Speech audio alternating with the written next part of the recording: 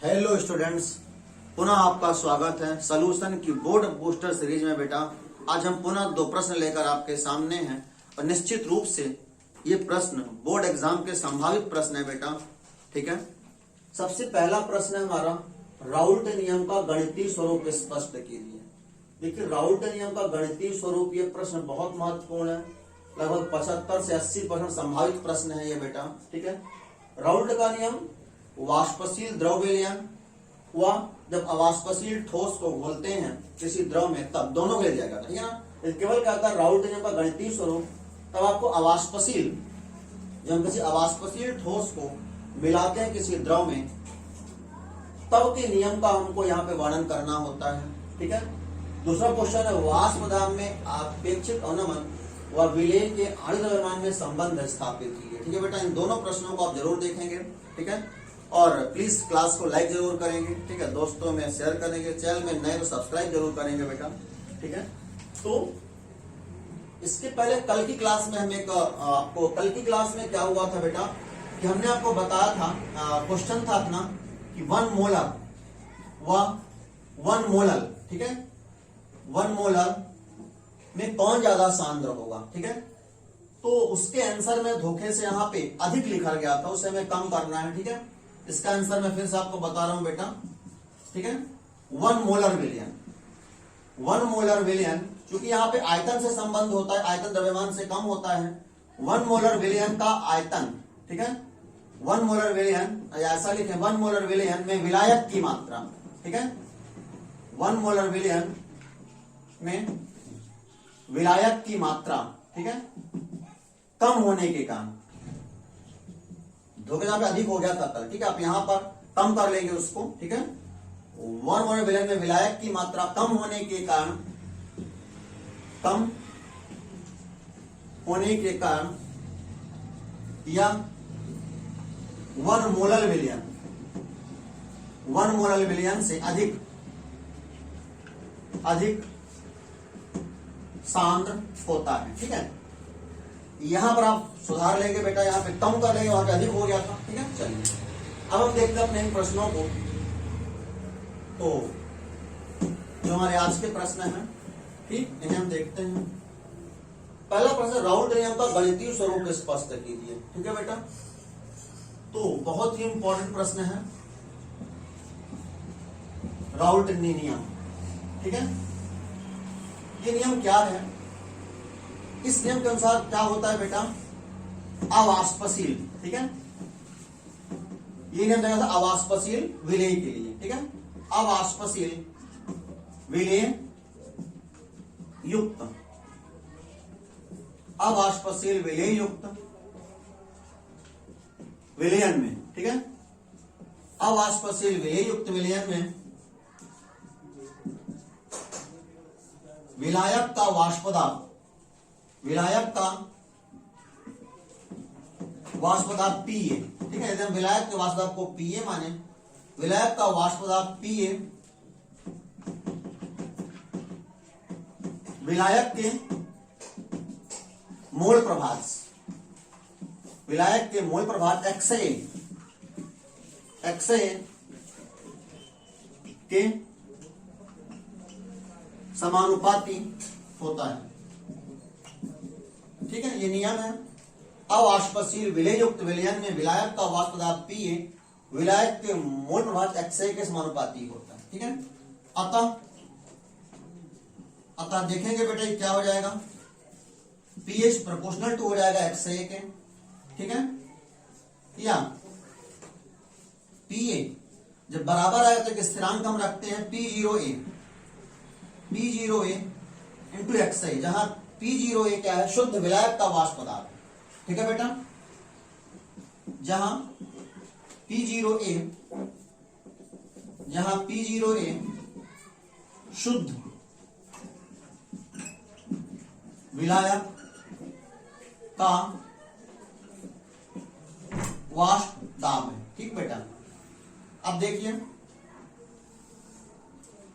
Pa बराबर हो गया P0A इंटू XA। अब आप यदि आगे देखें, हमने आपको बताया था XA बराबर किसे हम नंबर दे दें 1, ठीक है, इक्वेशन नंबर आपकी 1, ठीक है, चूंकि XA बराबर क्या होता है बेटा, चूंकि हमने बताया था कि विलयन में कुल घटकों के मोल भाजक 1 के बराबर होता है, चूंकि XA एंड XB बराबर 1 होता है, ठीक है।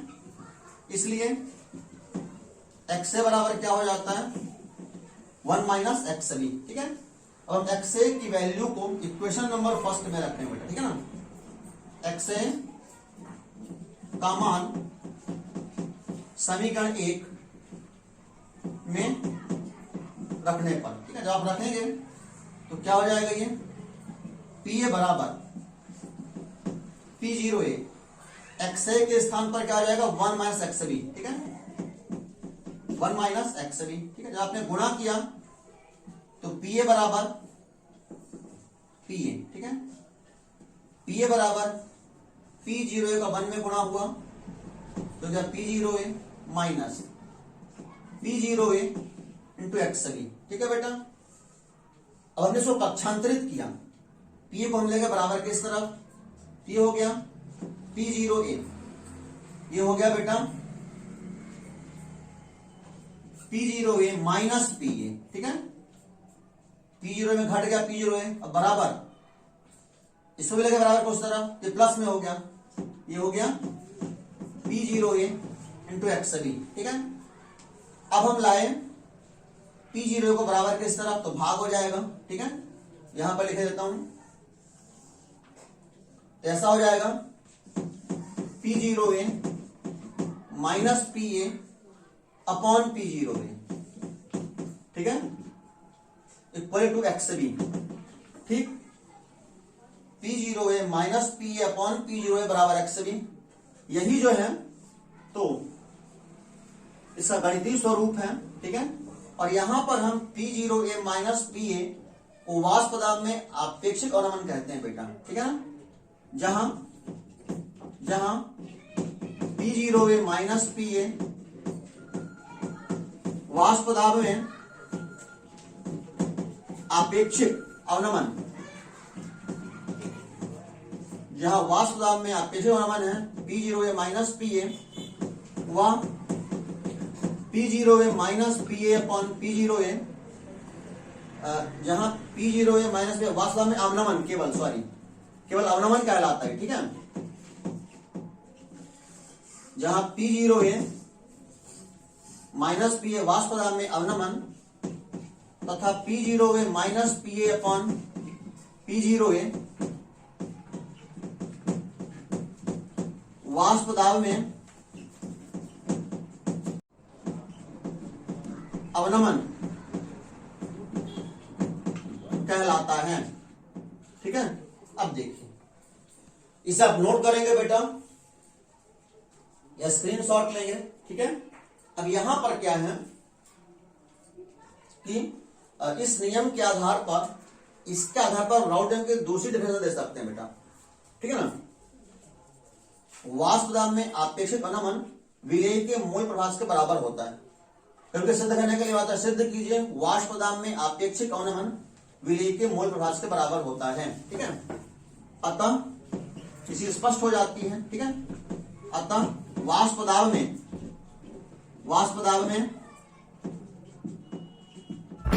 आपेक्षिक अवनमन विलेय के मूल प्रभाज के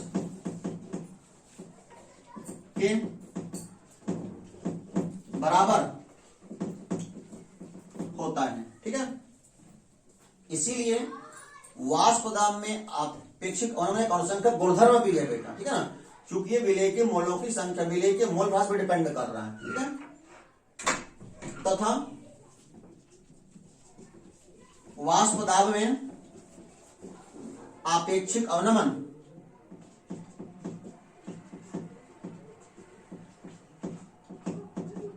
वाष्प दाब में आपेक्षिक अवनमन एक अनुसंख्यक गुणधर्म है, एक अनुसंख्यक गुणधर्म है, ठीक है बेटा। तो अब इसका ध्यान रखिएगा, एक बार फिर से आपको समझाई दे रहा हूं सारी बातों को, ठीक है।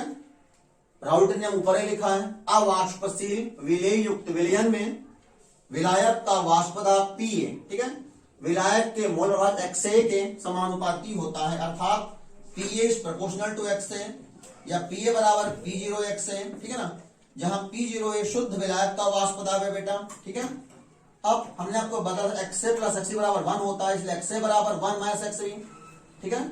इस वैल्यू को हमने रख दिया समीकरण नंबर 1 पर, तो ऐसा हो गया PA बराबर P0A इंटू 1 माइनस XB, या PA बराबर सब गुणा किया हमने 1 में तो P0A माइनस गुणा किया XB में तो P0A इंटू XB हो गया, ठीक है।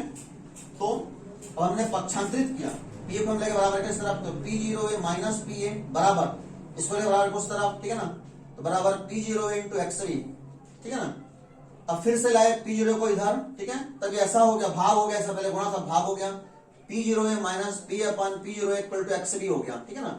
अब देखिए यहाँ पे क्या है, शुद्ध विलायक के वाष्प दाब में हम घटाते हैं विलायक के वाष्प दाब को, ठीक है, तो ये क्या होता है वाष्प दाब में अवनमन, या शुद्ध विलायक का वाष्प दाब ये विलयन का वाष्प दाब है, ठीक है।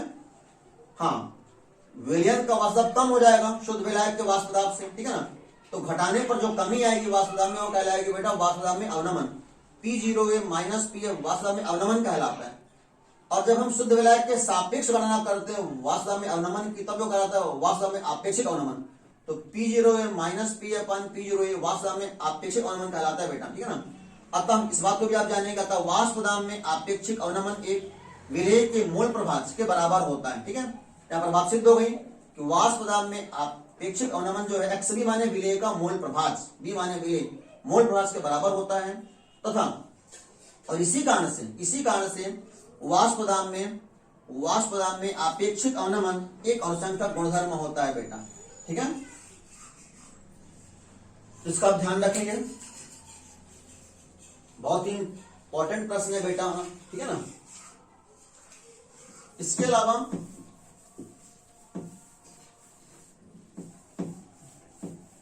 अब हम चलते हैं अपने दूसरे प्रश्न की ओर, ठीक है। दूसरा प्रश्न है हमारा,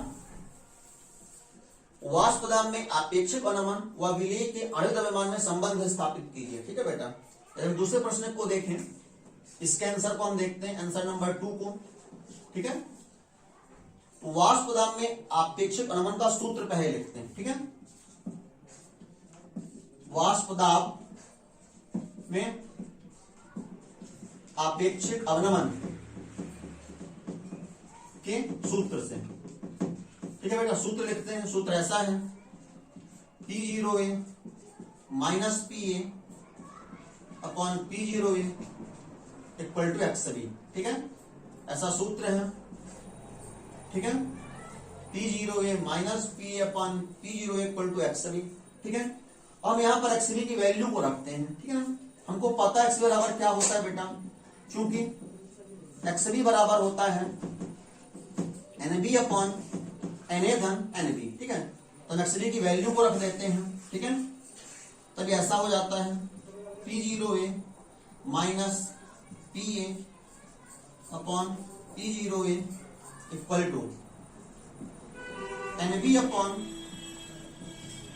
Na धन NB, ठीक। अब देखिए यहां पर क्या है, यदि विलयन अत्यंत तनु है बेटा, ठीक है, अत्यंत तनु होगा तो उसमें विलेय की मात्रा बहुत कम होगी, ठीक है, विलेय के मोल बहुत कम होंगे, तो हम NB को नगण्य मान सकते हैं, ठीक है बेटा। यदि विलयन अत्यंत तनु है, यदि विलयन अत्यंत तनु है, अत्यंत तनु है, तब विलयन में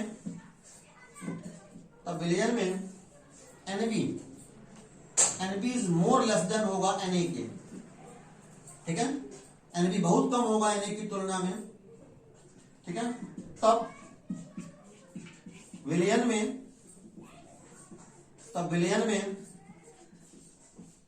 NB की उपेक्षा करने पर, ठीक है, हम विलयन में NB की उपेक्षा कर देंगे बेटा, ठीक है, छोड़ देंगे हम विलयन में NB को, तब क्या बचेगा, तब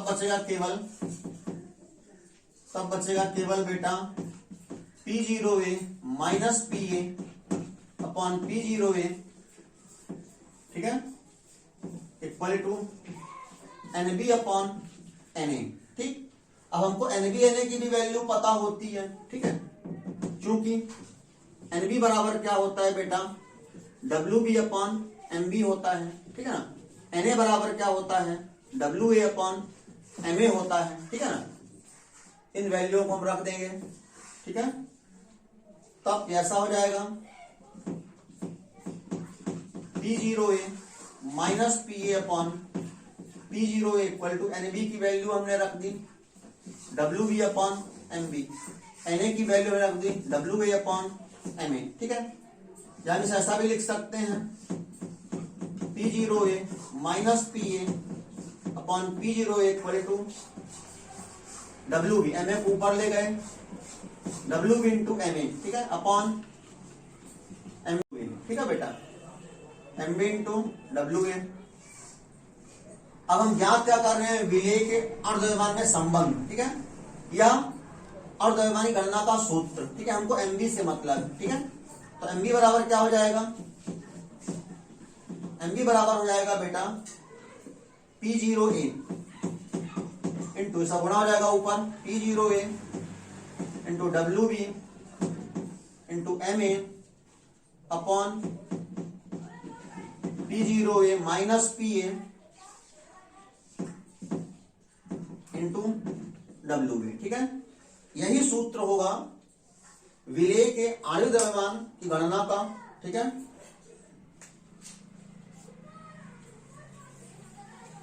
ठीक है, उपरोक्त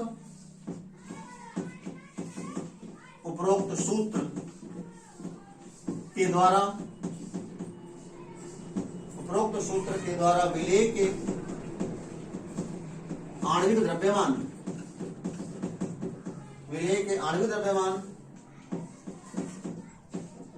MB की गणना की जा सकती है, ठीक है बेटा। और यही जो है, यही संबंध भी है, ठीक है, यही जो है विलेय के अर्धव्यवधान व वाष्प दाब में आपेक्षिक अवनमन के मध्य संबंध भी है बेटा, ठीक है। तो ये सब जरूर तैयार कर लेंगे, इन दो प्रश्नों को, संभावित प्रश्न है बेटा, ठीक है, आपके एग्जाम के लिए। और प्लीज क्लास को लाइक जरूर करेंगे बेटा, कमेंट जरूर करेंगे। धन्यवाद।